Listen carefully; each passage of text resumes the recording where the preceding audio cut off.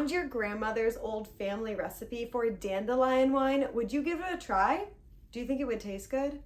Well, we might not be having to ferment our own dandelions to find out, because Belleview Winery did just that. The recipe for this wine was passed down to Jim, the owner of the winery, from his great aunt Ada, and it is still a family secret. This was a recipe she supposedly made by taking dandelion flower petals and steeping them with lemons, almost like a tea, and then fermenting them to make a wine. This is super unique and not your typical style wine, so I'm not really sure what to expect when we open this up, but it is a sweet dessert wine.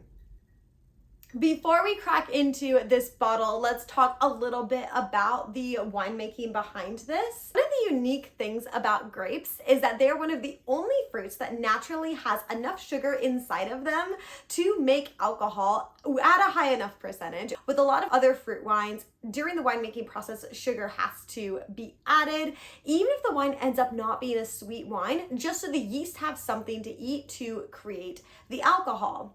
And so with this dandelion wine, I'm suspecting that the dandelions themselves did not have enough natural sugar. And so the winemaker likely added some sugar during the winemaking process. And so we have a dessert wine rather than something that just tastes like bitter dandelion juice.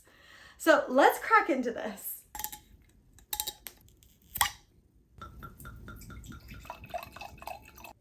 This smells like lemon lime soda, but I can also smell some of the floral notes, and with the dandelions, it smells like dandelions in particular. I don't know about you guys, but when I was a kid, I loved picking the dandelions and blowing the little seed things out of them. I was convinced that if I blew them, I could make a wish and it would come true.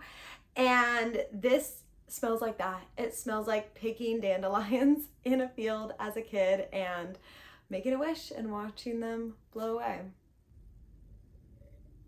I think the best way to describe this wine is like a tea that someone has added lemon and honey to.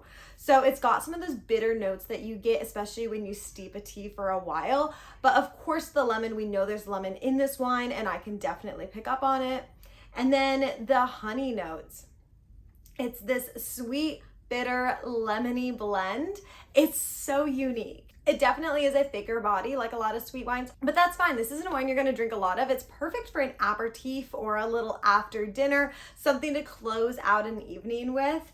And it's definitely different. If you're a tea lover, I think you would absolutely love this wine. Let me know if this sounds like a wine that you would enjoy, or if you've ever tried a dandelion wine before. And if you like these wine videos about off the beaten path, unique wines, be sure to subscribe, follow me on Instagram at American Wine Rebel, and until next time, cheers!